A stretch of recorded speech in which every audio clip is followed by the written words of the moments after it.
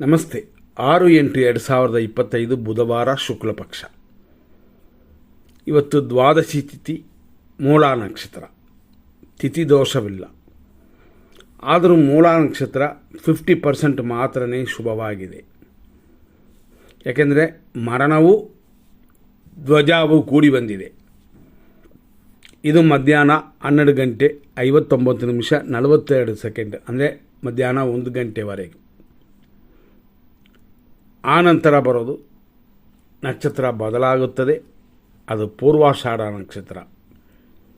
ಅದು ಸಂಪತ್ತನ್ನು ಕೊಡುತ್ತದೆ. ಆದ್ದರಿಂದಾಗಿ ಪೂರ್ವಾಷಾಢ ನಕ್ಷತ್ರ ಬರುವ ಸಮಯ ಶುಭಕರವಾಗಿದೆ. ಅಂದರೆ ಮಧ್ಯಾಹ್ನ 1 ಗಂಟೆಯ ಮೇಲೆ. ಈ ರೀತಿಯಾದ ಇವತ್ತಿನ ದಿನದಲ್ಲಿ ನಕ್ಷತ್ರ ಪಾದಗಳನ್ನ ನೋಡೋಣ. ಇವತ್ತೆಲ್ಲ ಧನುಸು ರಾಶಿ. ಬೆಳಿಗ್ಗೆ 6:06 6:39 ಮೂಲ ನಕ್ಷತ್ರದ 3ನೇ ಪಾದ. ಆನಂತರ ಮಧ್ಯಾಹ್ನ 1 ಗಂಟೆವರೆಗೂ ಮೂಲ ನಕ್ಷತ್ರದ ಕೊನೆಯ ಪಾದವಾದ 4ನೇ ಪಾದ. ಆನಂತರ ಸುಮಾರು 7:18 ಸಂಜೆಯವರೆಗೂ ಪೂರ್ವಾಷಾಢ ನಕ್ಷತ್ರದ 1ನೇ ಪಾದ. ಆನಂತರ ರಾತ್ರಿ 1:35 ಈ ಪೂರ್ವಾಷಾಢ ನಕ್ಷತ್ರದ 2ನೇ ಪಾದ. ರಾತ್ರಿ ಅಂದರೆ 1:35 ಮೇಲೆ ಪೂರ್ವಾಷಾಢ ನಕ್ಷತ್ರದ 3ನೇ ಪಾದ ಪ್ರಾರಂಭವಾಗಿ ಬೆಳಗಾಗುವವರೆಗೆ ಇದೆ. ನಾಳೆಯೂ ಇದೇ ಪೂರ್ವಾಷಾಢ ನಕ್ಷತ್ರವಿದೆ. ಹೀಗಾಗಿ ಈ ದಿನ 50% ಚೆನ್ನಾಗಿದೆ ಅಂತ ನೋಡಿದ್ವಿ. ಇದನ್ನು ಮನಸ್ಸಲ್ಲಿ ಇಟ್ಕೊಳ್ಳಿ. ಮತ್ತಷ್ಟು ವಿಶೇಷಗಳಿಗೆ ಬರೋಣ. 50% ಇರಲಿ, 100% ಅಶುಭವಾಗಿರಲಿ, ಆದರೂ ಇರೋದರಲ್ಲಿ ಶುಭ ಸಮಯಗಳು ಅಂತ ನಾವು ಹುಡುಕ್ತಿರ್ತೀವಿ. ಅದರಲ್ಲಿ 100% ಶುಭ ಸಮಯ, 100% ಅಶುಭ ಸಮಯ ಅಂತ. ಈಗ ಫಸ್ಟ್ ನಾವು ಶುಭ ಸಮಯಕ್ಕೆ ಬರೋಣ. 6:06 7:39 ಇದು ಶುಭ ಸಮಯ. ಮತ್ತು 9:18 AM 11:15 AM ಇದು ಒಂದು ಶುಭ ಸಮಯ. ಮತ್ತು ಮಧ್ಯಾಹ್ನ 2:02 3:14 ಇದು ಒಂದು ಶುಭ ಸಮಯ. ಮತ್ತು ಸಂಜೆ 5:25 ರಾತ್ರಿ 10:58 ಶುಭ ಸಮಯ. ಲಾಸ್ಟಾಗಿ ರಾತ್ರಿ 12:42 ಮೇಲೆ ಬೆಳಗಿನ ಜಾವ 4:39 ಶುಭ ಸಮಯ. ಈ ರೀತಿಯಾದ ಇವತ್ತಿನ ವಿಶೇಷದಲ್ಲಿ ಇದು ಶುಭ ಸಮಯ ಅಂತಂದರೆ 100% ಅಶುಭ ಸಮಯಕ್ಕೆ ಹೋಗೋಣ. ಬೆಳಿಗ್ಗೆ 7:41 9:16 ಯಮಕಂಡ ಕಾಲ. 11:17 ಮಧ್ಯಾಹ್ನ 1 ಗಂಟೆಯವರೆಗೂ ನಕ್ಷತ್ರದ ವಿಷಘಟಿಕಾ ಕಾಲವಿದೆ. ಆನಂತರ ಮಧ್ಯಾಹ್ನ 12 ಗಂಟೆಯಿಂದ 12:51 ದುರ್ಮುಹೂರ್ತ. 12:25 ರಾತ್ರಿ 2 ಗಂಟೆಯವರೆಗೂ ಮಧ್ಯಾಹ್ನ 2 ಗಂಟೆಯವರೆಗೂ ರಾಹುಕಾಲ.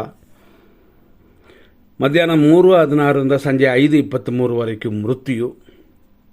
ರಾತ್ರಿ 11 12:40 ನಕ್ಷತ್ರ ವಿಷಘಟಿಕಾ ಕಾಲವಿದೆ. ಮತ್ತು ಬೆಳಗಿನ ಜಾವ 4:41 ಸೂರ್ಯ ಉದಯ ಆಗುವವರೆಗೂ ವಿಷಕಾಲವಿದೆ. ಇದೆಲ್ಲ ಶುಭ ಅಶುಭಗಳನ್ನ ನೋಡಿದ್ವಿ. ಇದರಲ್ಲಿ ನಕ್ಷತ್ರಗಳು ನಾವು ಹೇಳಿದ್ವಿ. 1 ತಿಥಿದೋಷ, ವಾರದೋಷ, ನಕ್ಷತ್ರ ದೋಷ, ಯೋಗದಲ್ಲಿ ಏನಾದರೂ ತೊಂದರೆ ಮತ್ತು ಕರ್ಣದಲ್ಲಿ ಈ ರೀತಿಯೆಲ್ಲ ನೋಡಿದ್ವಿ. ಇದರಲ್ಲಿ ಫಸ್ಟ್ ದೋಷ ಅಂತಂದರೆ ತಿಥಿ ದೋಷವಿಲ್ಲ, ವಾರದೋಷವೂ ಇಲ್ಲ. ನಕ್ಷತ್ರ ದೋಷ ಮಧ್ಯಾಹ್ನದವರೆಗಿದೆ. ಹಾಗಾಗಿ 50% ಶುಭ, 50% ಅಶುಭ. ಸಾಧ್ಯವಾದಷ್ಟು ಇವತ್ತು ಆಪರೇಷನ್ ಮುಂತಾದ ವಿಷಯಗಳಲ್ಲಿ ಮಧ್ಯಾಹ್ನ 1 ಗಂಟೆವರೆಗೂ ತಡ್ಕೊಳ್ಳಿ. ಆಮೇಲೆ ಅಮೃತವು ಶ್ರೀವತ್ಸಾವು ಅಂದರೆ ಸಂಪತ್ತು ಬರುತ್ತದೆ. ಆದ್ದರಿಂದಾಗಿ ಮಧ್ಯಾಹ್ನದ ಮೇಲೆ ಶುಭವಾಗಿದೆ ಅಂತ ಇದನ್ನು ತಿಳ್ಕೊಂಡು ನಿಮ್ಮ ಕಾರ್ಯಗಳನ್ನ ಮಾಡಿ. ಇವತ್ತಿನ ದಿನಾಚರಣೆ ಪ್ರಕಾರ ವೃಷಭ ರಾಶಿಯವರಿಗೆ ಚಂದ್ರಾಷ್ಟಮ ಉಂಟು. ಇದು ಬೆಳಗ್ಗೆಯಿಂದ ನಾಳೆ ಬೆಳಗ್ಗೆ ಸೂರ್ಯೋದಯದವರೆಗೂ. ಆದ್ದರಿಂದಾಗಿ ಈ ರಾಶಿಯವರು, ಅದರಲ್ಲಿ ಬರುವ ಕೃತಿಕಾ ನಕ್ಷತ್ರ 2, 3, 4ನೇ ಪಾದಗಳು, ರೋಹಿಣಿ ನಕ್ಷತ್ರದ ಒಟ್ಟು 4 ಪಾದಗಳು, ಮೃಗಶೀರ್ಷ ನಕ್ಷತ್ರದ 1 ಮತ್ತು 2ನೇ ಪಾದಗಳಿಗೆ ಮಾತ್ರ ಇವತ್ತು ದೋಷವಿದೆ. ಈ ನಕ್ಷತ್ರದವರು ಸ್ವಲ್ಪ ಗಮನ ಕೊಡ್ಬೋದು, ಧ್ಯಾನ ಮಾಡ್ಕೋಬೋದು ಅಥವಾ ಪೂಜೆ ಮಾಡ್ಕೋಬೋದು. ಅಂಥದ್ದನ್ನು ಮಾಡಿಕೊಂಡ್ರೆ ದೋಷಗಳು ಕಡಿಮೆ ಆಗುತ್ತದೆ. ನೋಡಿಕೊಂಡು ನೀವು ಮಾಡಬಹುದು, ಅದರಲ್ಲಿ ಏನು ಯೋಚನೆ ಬೇಕಾಗಿಲ್ಲ. ಆದ್ದರಿಂದಾಗಿ ನಾ ಕೊಟ್ಟಿರುವ 100% ಶುಭ ಸಮಯ ಅಂತ ಇರುವಂಥದ್ದನ್ನು ಉಪಯೋಗಿಸ್ಕೊಳ್ಳಿ. ಹಂಗಾಗಿ ಶುಭ ಸಮಯದಲ್ಲಿ ಪ್ರಾರಂಭ ಮಾಡಿರುವಂಥ ಕಾರ್ಯಗಳನ್ನು ಅಶುಭ ಸಮಯದಲ್ಲಿ ನಿಲ್ಲಿಸಬೇಕಾಗಿಲ್ಲ, ಹಾಗೆ ಮಾಡ್ತಾ ಹೋಗ್ಬೋದು. ಇದನ್ನು ಮನಸ್ಸಲ್ಲಿ ಇಟ್ಕೊಂಡ್ರೆ ನಿಮ್ಮ ದೋಷಗಳೆಲ್ಲ ಕಡಿಮೆ ಆಗುತ್ತದೆ. ಗೆಲ್ಲೋದಕ್ಕೂ ಖಂಡಿತವಾಗಿಯೂ ಚಾನ್ಸ್ ಇದೆ. ಅದಲ್ಲದೆ ವಾರದ ಪ್ರಕಾರ ಈ ವಾರಕ್ಕೆ ಅಧಿಪತಿ ಅಂತಂದರೆ ಬುಧವಾರಕ್ಕೆ ಅಧಿಪತಿ ಬುಧಗ್ರಹ ಮತ್ತು ಮಹಾವಿಷ್ಣು. ಬುಧಗ್ರಹ ಇವತ್ತು ಕುಂಡಲಿಯ ಪ್ರಕಾರ ಜಾತಕದಲ್ಲಿ ಹೆಂಗಿದೆ ಅಂತಂದರೆ ನಕ್ಷತ್ರ ಅಧಿಪತಿ ತನ್ನ ಮನೆಯಲ್ಲ ಸೂರ್ಯನ ಜೊತೆ ಸೇರಿ ಬುಧಾದಿತ್ಯ ಯೋಗದಲ್ಲಿ ಕೂತಿದೆ. ಹಾಗಾಗಿ ಕರ್ಕಾಟಕ ರಾಶಿಯಲ್ಲಿ ಕೂತಿದೆ. ಆದ್ದರಿಂದ ಬುಧನಕ್ಕೂ ದೋಷವಿಲ್ಲ. ಲಗ್ನ ಅನ್ನೋದು ಅವರವರು ಹುಟ್ಟುವ ಸಮಯದ ಮೇಲೆ ನೋಡಬಹುದು. ಅದೇ ಸಮಯದಲ್ಲಿ ಕುಜನು ಇವತ್ತು ಕನ್ಯಾ ರಾಶಿಯಲ್ಲಿದೆ. ಶನಿ ಮತ್ತು ಕುಜ ದೃಷ್ಟಿ ಒಂದರ ಮೇಲೆ ಒಂದು ಪರಸ್ಪರ ಇದೆ. ಸಹೋದರರು ಯಾರೇ ಆದರೂ ತನ್ನಲ್ಲಿ ಏನಾದರೂ ತೊಂದರೆ ಇದ್ದರೆ, ಗಲಾಟೆ ಬರುವಂತೆ ಇದ್ದರೆ ಸ್ವಲ್ಪ ತಡ್ಕೊಳ್ಳಲೇಬೇಕು. ಇದು ಇನ್ನೂ ಸ್ವಲ್ಪ ದೀರ್ಘಕಾಲವೇ ಇದೆ.